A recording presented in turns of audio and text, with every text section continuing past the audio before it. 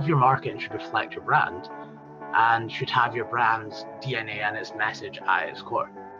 You can't create value through something intangible like branding if it's not at the forefront of everything you do. Don't get complacent. Brand image and awareness are two eternal concepts for the lifespan of your business. It's a continual struggle, and you should always have it in mind with everything you do. Understand the needs and values of your target market and tell a story that's going to engage them. That should be at the forefront when you're developing your brand, your company, your offering, and all of your marketing activities.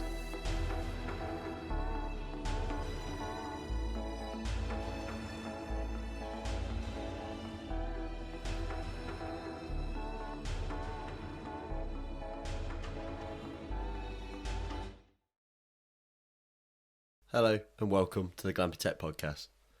It's a really busy time for Glamping Tech at the minute. We've got the Glamping show coming up in a couple of weeks and we're putting in a lot of preparation for that.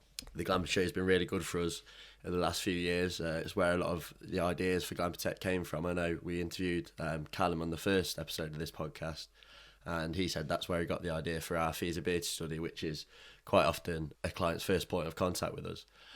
So we're going to have 3 stands at the show. We're doing loads of prep work for it. We're having 3 meetings a week about figuring out what we're going to do. And one of the stands that we're doing is a live condensed Glamping Tech Academy, which you may have heard of, which is I think it's a 4-part course spread over a few weeks, where Callum or Ed or whoever it is at Glamping Tech will take you through the steps of starting a glamping site. We've got a few going on, some for people who have already got land, some for people who are looking for land, and it's really good. And I think a lot of people have found it really useful and gone on to become clients of ours because of it. So we're going to have one of our stands dedicated to that. I think we're running 3 sessions throughout the day. It's going to be a condensed version of the academy, but hopefully it'll be really useful for those who are thinking about starting a glamping site but haven't really, don't really know where to start or don't know the exact steps to go about it. We're also going to have 2 other general stands where we're going to be speaking to people. We're going to have loads of representatives there, including myself and today's guest, Billy, who is our marketing lead. He's been here for a few months now and he's really changed things up, and he's been really, he's one of the busiest people I've ever met. He's always working. So do say hello to us. Today's podcast, we are talking about marketing again. We've had a few episodes on marketing because it's so important, and I think it's been a big reason for a lot of Callum and Ali's success with NC500 pods. But today we're going to talk specifically about branding, which is a sort of subgenre of marketing, I suppose. And Billy is an expert on this kind of thing. We think Glamping Tech and NC500 pods have both got really strong brands, and it's been a big part again of their marketing success. So we're going to dig deep into marketing today, why it's important, what kind of things you can do to create a strong brand for a glamping site. And yeah, as ever, I hope you enjoy and that you find it valuable. Hi Billy, how you doing? Yeah, not too bad. How are you? Very well, thank you. It's nice to have another colleague back on the podcast. As usual with all our guests, we like to go into their backstory a little bit before we get started. So could you just give us a quick run through of your background and how you came to work for Glamping Tech? Yeah, sure. I mean, I'll try not to get into too much depth because it's a little bit diverse. But I come from a background in initially oil and gas, so it was always marketing that I've worked in, but mostly oil and gas technology to start with. And then I was working for a company that designed communication solutions for pipelines for a number of years before being made redundant in the oil and gas crash. And then I did a little bit in petrochemicals before moving into music and television for a TV studio come music venue down south in Norwich.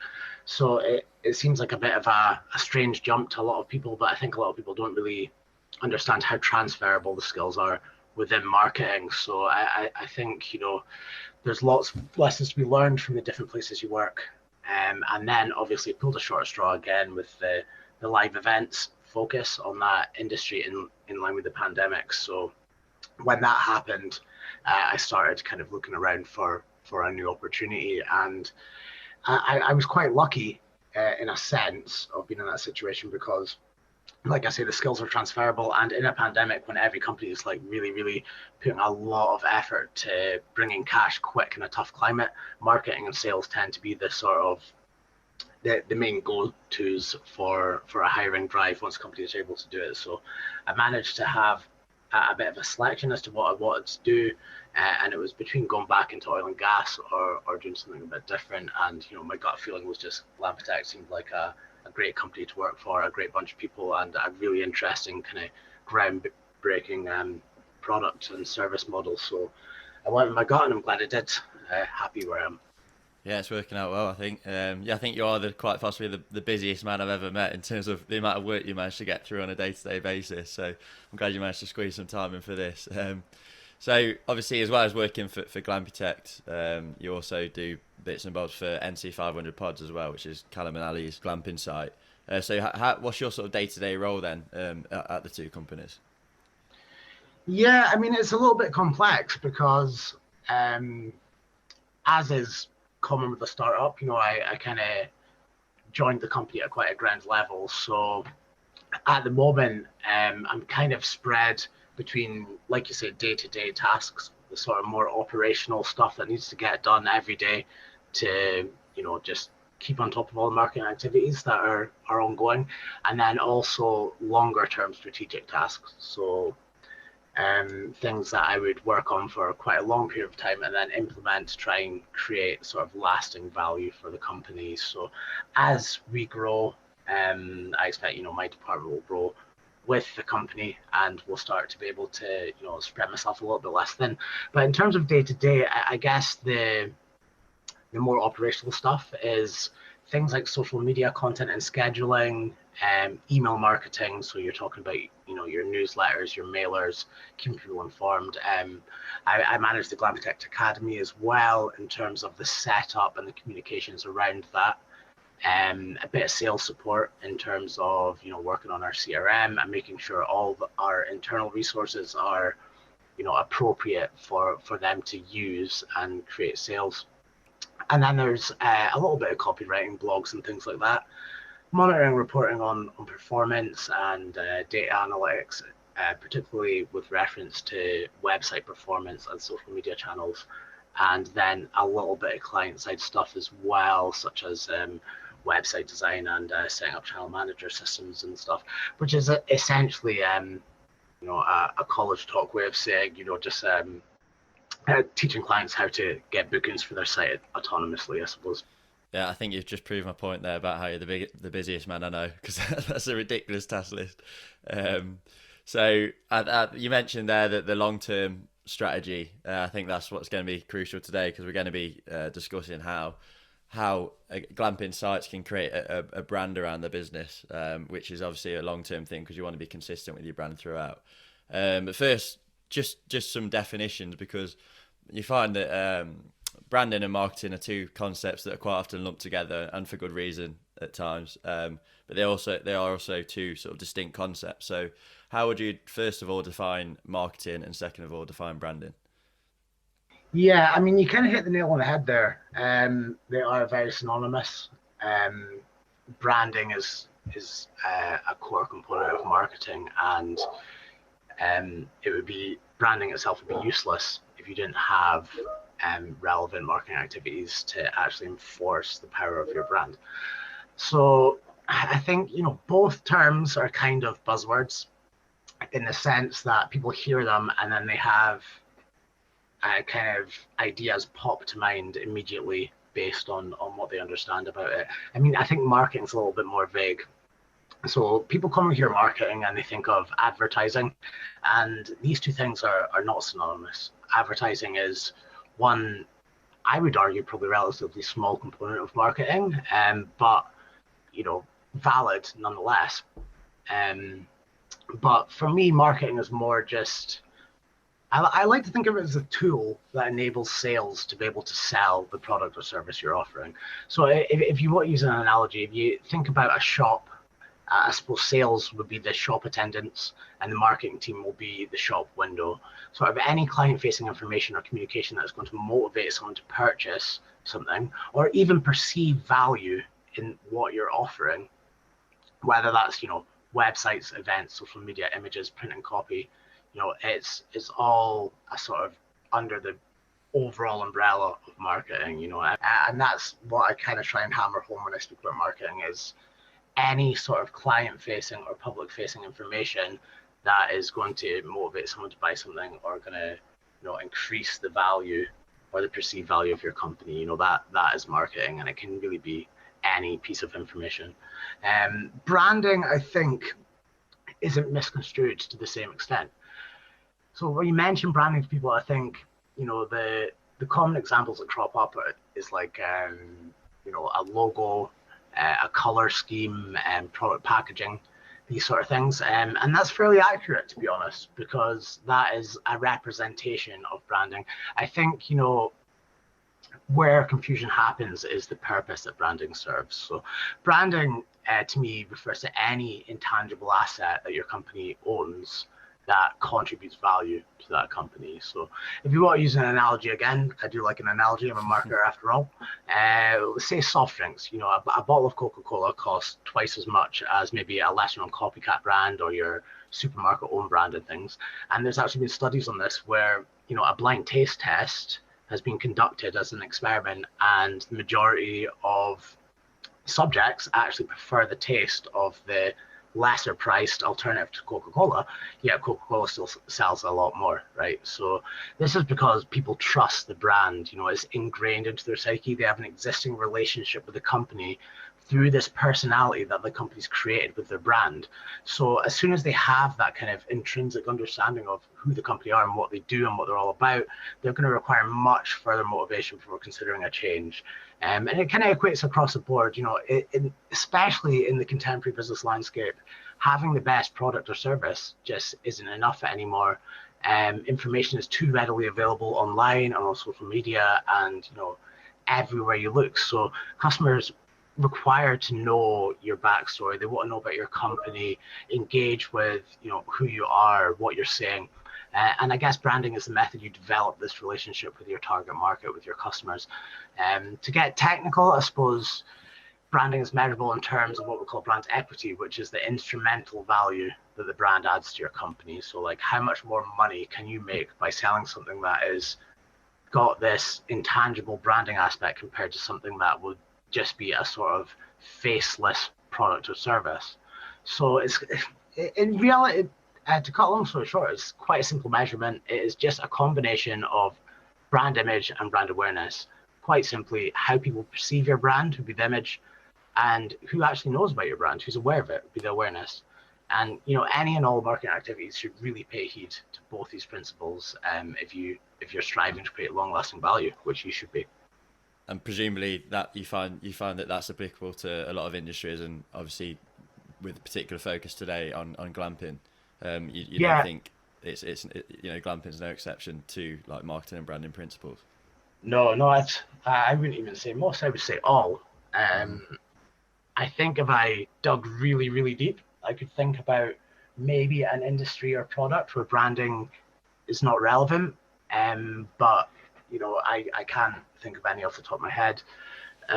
Maybe some public sector stuff is not relevant. Maybe tap water or something you wouldn't expect to be branded, right? But at the same time, you see private companies hit the scene. I think Nestle got under fire for this, about putting a price tag on water or something like that, and they're pretty good with the marketing, right?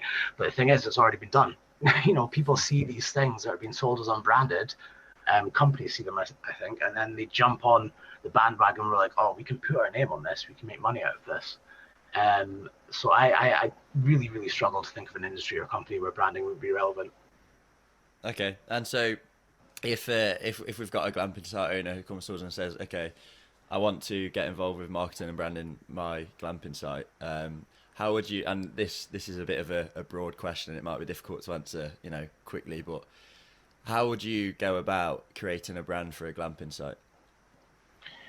Yeah, I mean, it is a broad question, right? I think in terms of branding being intangible, an intangible asset that provides value to your company, you need to think about what's actually going to create this vision of who you are in your customer's mindset. So think about what makes you different. We speak about this quite a lot at Glamptech in terms of glamping sites about unique selling points. What does your site have that your competitors don't? And figure out what that is. Figure out who this is going to be valuable to. Understand who you're trying to entice into purchasing, and implement this into your branding. Build a personality, a presence that people will recognize again and again after they first hear of you. The color scheme, colors, even the name of your company is probably less relevant than people even realize. You could outsource this sort of design work to professionals without risking too much detriment to a value. What you really need to think about is the message that you want to communicate to your customers, and just ensure that any and all of your communications hammer that message home really hard. So yeah, just think about what makes you different, and think about the people you're trying to sell to and what's really going to motivate them to purchase.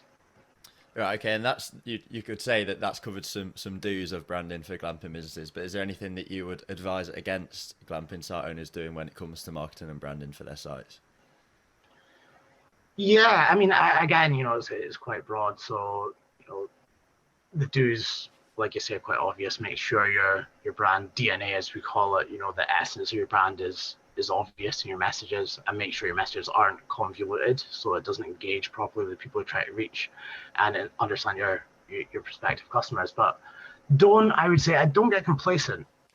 Brand image and awareness are two eternal concepts for the lifespan of your business. It's a continual struggle, and you should always have it in mind with everything you do in all aspects of your business, not even just marketing.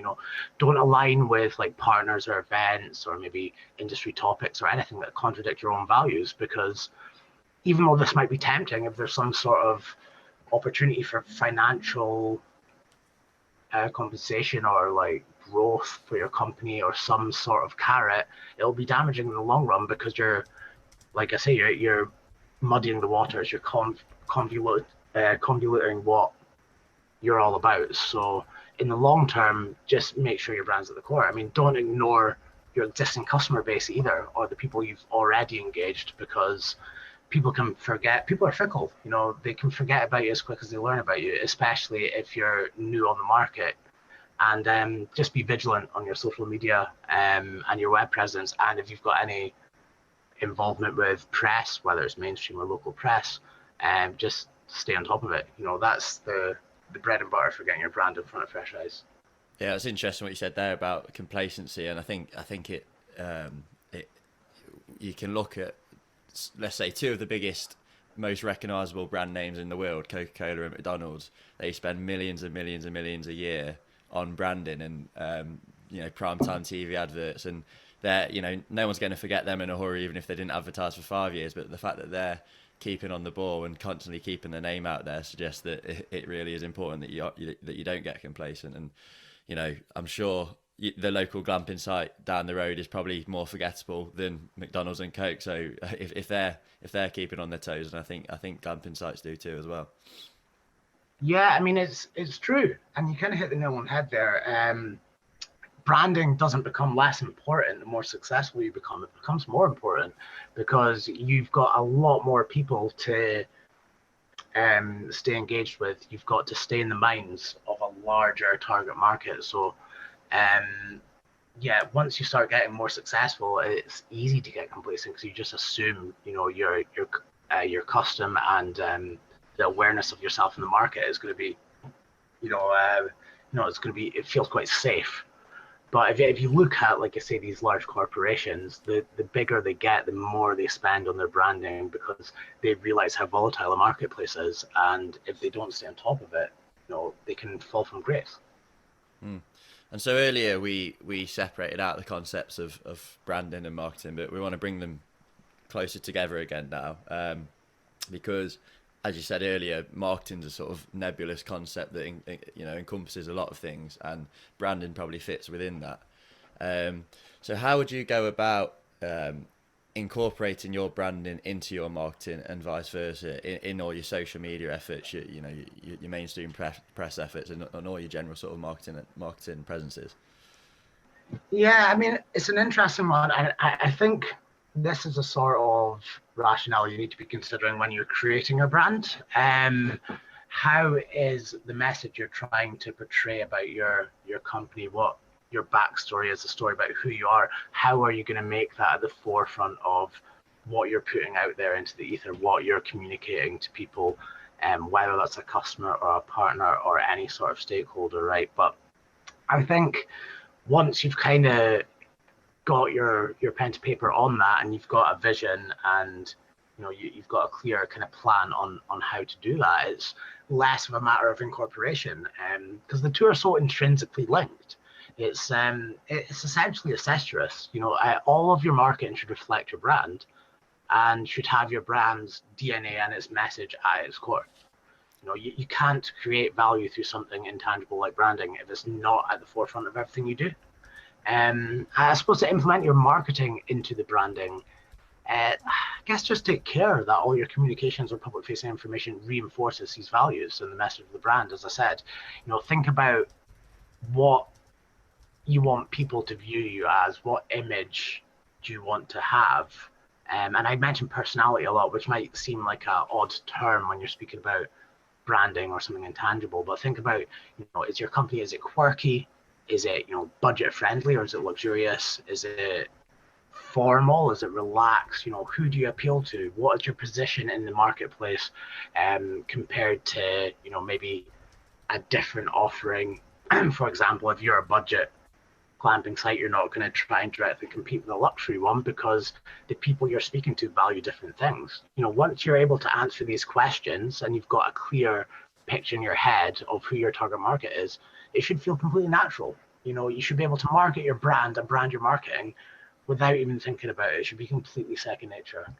Yeah, I think there are some technical things we could add in there as well, because in all of the Glamping Tech and NC500 pods social media content that we put out, they all have the same colour schemes, the same sort of, well, a lot of them have the same sort of borders, the same style of content. And I think, it'd probably be a little bit of investment to get those colour schemes designed, and the sort of the repeated themes of those posts designed. I think we can do them for you, if anyone's interested. But it is worth that bit of investment, so that as soon as someone, when they're scrolling down their feed, they see a post from Glamping Tech or NC500 pods or your glamping site, they know exactly that it's from that company, and they don't even have to think about it. They can recognise it straight away, and then they can pay attention from there. Yeah, absolutely. I think maybe I touched upon this a little bit earlier when I spoke about brand awareness, but I might have rushed over it a bit quickly. But that's exactly what I mean by brand awareness. It's all good and well having the most sophisticated branding in terms of color schemes, slogans, logos, packaging, however you're differentiating yourself. But if it's not recognizable, like if it's not recognizable in all of your communications, it kind of loses its value then. So absolutely, you want, when you've got a message out there, everyone, not just your target market, but anyone who sees it, needs to be able to immediately recognize that's who these guys are, that's their brand. You shouldn't even have to be able to force your company name down someone's throat. It should be immediately obvious, and that's how you grow it. It's consistency. I think with the color schemes and the technical elements about even your tone of voice, how you're wording things, how you're coming across, all of this needs to remain completely consistent. Otherwise, your people aren't going to understand your brand, and that's the best case scenario. Worst case scenario is they're not even going to recognize it. If you're doing too much that's too different, that's not in line with these core messages, these core values, then you're just going to, kind of float under the surface. No one's actually going to discover who you are and what you're about, or even engage with your regular communications, because they're not even going to notice you. Mm-hmm. Yeah. And on a more general note, obviously you're a marketing expert, and you've been marketing NC500 pods for a while now, and so focused on specifically glamping sites. Have you got any sort of general tips that you'd give for general marketing for glamping site owners who want to increase their social media presences? This one actually I think is quite straightforward. I think just do your homework, understand your website performance, and understand your social media performance. And I'm not saying that I expect every glamping site operator to become an expert in web development or a social media expert or anything like that. But just learn the basics, and put in the hours to achieve your goals. You really do get back what you put in. It's that simple. So I think in terms of social media, understand certain elements to monitor your performance, such as how many people are you reaching with your messages. Are there maybe groups or influencers you can engage with that can get your message in front of more people? How many people are engaging with your messages? Start to draw some trends, start to understand what's working and what's not, and use that learning experience to influence what you do in future. It's a trial and error process. It's all tweaking, monitoring, and trying new things. And just on social media, don't take yourself too seriously. People, like I say, they want to create a dialogue with your company, and they don't want to just be sell, sell, sell like you would on like adverts on a telly or whatever. And in terms of website, just pay attention to how it's performing. If your website isn't getting traffic, you need to have at least a basic understanding about how to resolve that. And I again, you can get through a kind of technical rabbit hole here when you start talking about search engine optimization, SEO as it's commonly called, because Google has hundreds of ranking signals. And what I mean by that is things on your website, bits of content such as text, copy, images, etc., that Google will view favorably, which will mean you'll result higher up in a Google search for a certain search term, right? But you don't really need to dig too deep. All you need to be aware of is the search terms people are using to search for you, and you will get that information from understanding your target customers, your target market. Think about these and then make sure they're on your website. Make sure people are searching for terms that are relevant to what's actually on your website. And also backlinks is another one that I always like to speak about quite a lot. If you've got any partnerships, if you've got any authority websites, as we call them, websites that are very, very high ranking on Google, that are respected, engage with them. Just ask them the question, say, can you link to my website? And if necessary, offer them some sort of carrot. There's usually opportunity for a glamping site to be able to work with tourist boards, Visit Scotland and things like that in our case, and all sorts of other parties. So yeah, just understand your social media, understand your website, and just don't leave it alone. Put the hours in, and it doesn't need to be a lot of hours. It's going to be an extra 5-10 hours to your week, and it will reduce as time goes on as you get to learn what you're doing. So it's not a insurmountable task, I would say. And this is, as the final question, it's similar kind of question that we ask a lot of our guests, but obviously we put a slant on it for each guest. And for you, it's marketing, of course. So if you could give one piece of advice for a prospective glamping site owner to create a brand and do some good marketing for their glamping business on social media, what would that be? Summarize. Being a marketer, I tend to be a bit wordy, and some of the concise summaries are not my forte. I would say understand the needs and values of your target market and tell a story that's going to engage them. That should be at the forefront when you're developing your brand, your company, your offering, and all of your marketing activities. And Glamptech, Glamptech, we like to think that we're pretty switched on with social media marketing and websites. So what sort of thing can Glamptech offer to people who want help in this regard? Well, we can help with the marketing a lot with the branding. If you're approaching us, we can maybe advise a little bit on who we think your target market is, based on market research, which we can conduct as part of a feasibility study for your site. If you're already an established site, we can still do the market research and kind of guide you as to the sort of people you should be targeting. But in terms of the actual marketing, there's a lot we can offer. We develop websites for glamping sites, specifically driven at driving bookings, creating sales for your business, increasing your occupancy rate. And we can also add on an autonomous booking system onto that called a channel manager system. We can set all that up for you. So once the performance of your website and social media is going well, then you can kind of just sit back and watch the bucks roll in, I suppose, because you're not manually taking these bookings. In terms of social media, it's an area we've not tackled quite as stringently as the websites, but absolutely we have the capacity and ability to support clients with a social media presence. I think, usually we would prefer to start a sort of initial overarching social media campaign, working hand in hand with our clients, and then build on that to a stage where we can kind of hand it back over to them once they've learned the ropes. But I guess it's, we're not that strict with it. If a client just wants to completely hand over the social media presence and accounts, we're happy to take that on as well, just for a sort of monthly retainer or something like that. Okay, so if anyone wants to speak to you about how they can improve their social media marketing, how can they get in touch with you? Absolutely. Drop me an email or give me a call. I'm always around. I'll stick my contact details in the information section of the blog. Lovely. Well, thank you for giving up your time, Billy. I'll let you get back to your busy schedule. Really appreciate it. And yeah, thank you. Right. Cheers, Nick.